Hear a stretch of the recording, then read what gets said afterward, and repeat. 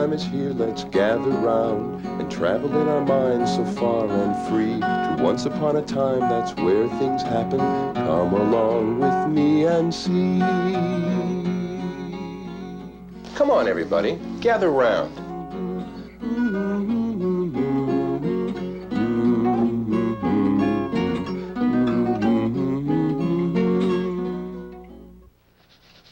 Good old Queen. Gwendolyn. Gwendolyn. Strict. Does she look like Gwendolyn ought to look? She looks like a queen to me. Yeah. There she comes. Have you ever gone to bed one night and there were some cookie crumbs or cracker crumbs or sand or something in the sheets? Remember how it itch? That's because your skin is sensitive. And stickly little things like that can really drive you crazy. Well, today's story is about a little girl whose skin was very, very, very sensitive. Her name was Ermintrude, and she was a princess. Now, also in the story is a king, King Rupert, and their son, Harold, and the queen, Gwendolyn the Strict. Now, she wasn't really a wicked queen or anything like that, but sometimes she acted that way. I think it's because she wanted Harold to marry a beautiful, beautiful princess. Oh, there's one other thing in the story. It's small, it's round, it's green, and you can eat it. You know what it is? A pea. The Princess and the Pea. Once upon a time in the kingdom of Garth, there lived a handsome young prince, Prince Harold. Now, Prince Harold was soon to become king because his father, King Rupert the Bold, was old and tired and needed someone young and strong to rule the kingdom. The queen mother, Gwendolyn the Strict, was fond of old Rupert, and she was fond of her son Harold, and she worried about the fact that Harold needed a wife. There simply were no princesses nearby. Listen, Rupert. Harold cannot become king until we find him a wife. I know, and all the people of Garth are asking when the royal wedding will be. King Rupert called 4 messengers and sent them out to search for a princess. Mind you, she must be a real princess. I will have no imposters. Yes, Your Majesty. And the messengers bowed out of the throne room. For several days, nothing much happened in Garth. Prince Harold spent most of his time sitting in the garden, dreaming. He wrote this poem. Oh, who will she be, my wife, my love? Will she be pure as the heavens above? I think I will go right out of my senses unless Mom and Dad can find me a princess. Harold looked up and saw a terrible storm brewing. He gathered up his poems and headed back to the castle. Gwendolyn was afraid of storms and ordered her maids to shut all the windows and pull all the drapes. King Rupert was asleep on his royal stool when suddenly the 4 messengers returned. Each had armloads of papers and scrolls. Well, I hope you have good news. We have been waiting for your reports. Alan, what success did you have?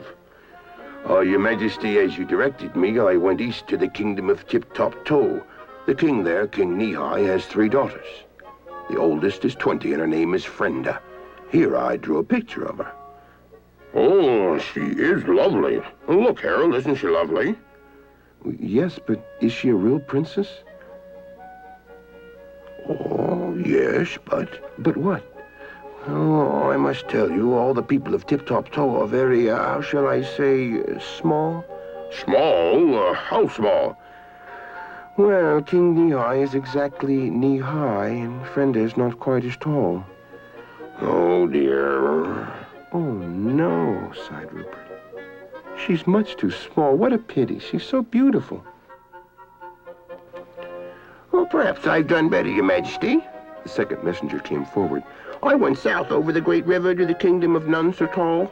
King Farlock has 1 daughter, Elevon. Here's a picture. I think you'll find her quite beautiful. Oh, she is. Oh, look, wife, look, son. Isn't Elevon lovely? Is she a real princess? Oh, yes, but there's one thing. Don't tell us something is wrong. Well, not wrong, but different. You see, all the people of that kingdom are, how do you say it, tall. How tall? Well, there I was, only knee-high. Oh, very tall. Yes, very, very tall. Oh, dear, sighed Rupert. I'm afraid that however beautiful, this princess will not do. Colin spoke next. Oh, I had some success in the West, Your Majesties. There in the kingdom of Well, everyone's happy and healthy and beautiful. The king, King Lively, has a daughter, Princess Tina. Let us see. Oh, yes, please, let's see. Oh, before I show my picture, I must explain. Prince Harold is sure to fall in love with Princess Tina in time. In time? What do you mean?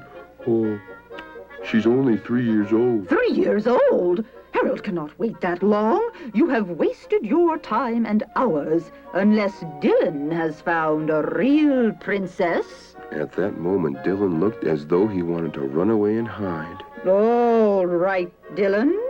Did you find a princess in the north? Oh, I think so, Your Majesty. At least she says she's a princess. Quick, then. Show me your drawing. Oh, I can do better than that. I can show you the princess herself. Dylan rushed from the room and opened the doors of the great hall. There in the entrance stood a very wet, bedraggled girl. Dylan took her hand and brought her to the royal family. Your Majesties, I present Ermintrude. Are you a real princess? You don't look much like a princess. Ermintrude bowed gracefully. Yes, Your Majesty. I am a real princess. I was lost in your forest when your messenger Dylan found me. What were you doing out in such a storm? Harold worried about Ermintrude. Already he liked her. Her voice was so pleasant, even though she was plain. As you see, my sick mother needs a special herb, Vannis, which only grows in Garth. I was gathering Vannis when the storm came and frightened my horse. He ran away and left me there. You sound like a very brave young lady. Come, the servants will see to it that you have dry clothes and a warm bed for the night. Thank you. You are very kind. The servants led Ermintrude away, and Rupert turned to Harold. Do you like her, my son? Oh, yes, Father. She's very gentle and kind. Not so fast. We have girls here in Garth who are gentle and kind. It is a princess we are seeking for you, Harold. A girl of rare sensitivity. She seems sensitive to me. A girl who loves her mother, who is grateful to others who help her, must be sensitive. We shall see. Tonight, when the maids prepare her bed, I shall instruct them to place a pea under the mattress. If she is a real princess, she will be so sensitive that the pea will annoy her. She will not be able to sleep. That night, as Ermintrude was preparing for bed, the maid slipped a single green pea under the mattress. If you'll not be needing me more, Your Grace, I'll go now. Quietly, Ermintrude climbed into bed. The mattress and the pillows were of eiderdown and soft as clouds.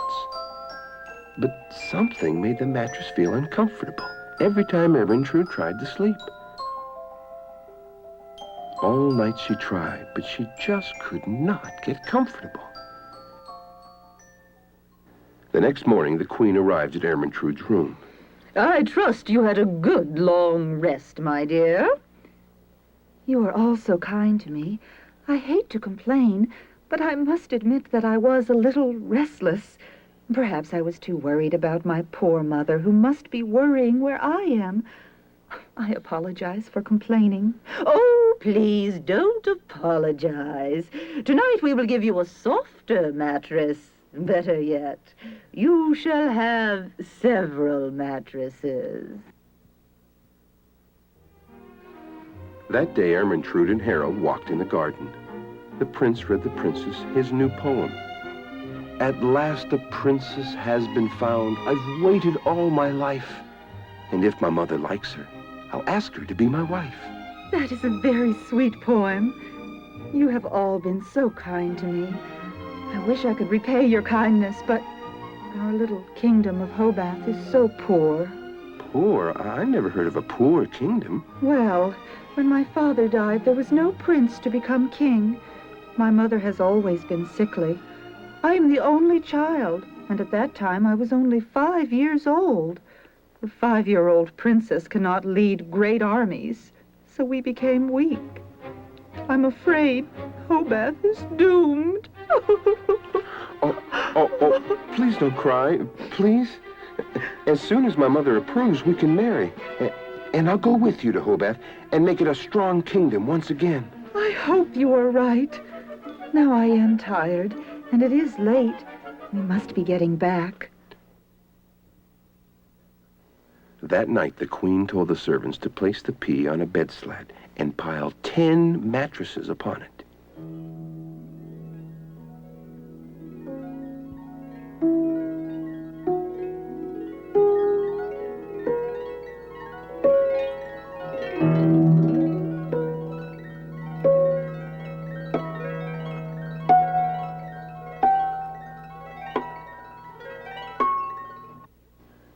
If she is a real princess, she will feel the pea through all those mattresses. Then I shall be satisfied, but only then. When Ermintrude went to her room after dinner, she could hardly believe her eyes. Oh, the thoughtful queen so wants me to be comfortable tonight. I must not disappoint her. Slowly and sleepily, Ermintrude climbed the ladder to the topmost mattress. She lay down, and it was almost like floating. Almost, that is, because somewhere in all that wonderful softness, there was a little hard spot. How annoying! It remained no matter how much she moved about. She tried lying on the foot of the bed. That didn't work. She lay on the very edge, but that made her nervous. The lump was still there. How do the people here ever get used to such a thing? Finally, Ermintrude climbed down. She spent the rest of the long night writing a letter to her mother. At breakfast the next morning, the queen leaned across the table and asked the princess, Did you have a pleasant night? Oh, my bed was very soft. Ermintrude yawned. She couldn't help it. After 2 sleepless nights, she was so very tired. Please, please excuse me. I don't know what came over me. The queen was slightly annoyed. One doesn't yawn in the presence of a queen. When she looked again, there sat Ermintrude, sound asleep, her golden hair falling into her plait. Well, I never. No person of royal blood would fall asleep at the table. How rude. Mother, has it not occurred to you that perhaps Ermintrude has not slept these 2 nights? Then why doesn't she say so? Well, she doesn't want to seem ungrateful, Mother. That is true sensitivity. Gwendolen thought for a moment. Harold was right. Gently she touched the princess's hand to wake her. My dear, did you not sleep last night? No, Your Majesty. I'm sure it is my fault, but even with all the extra mattresses, I could not get comfortable.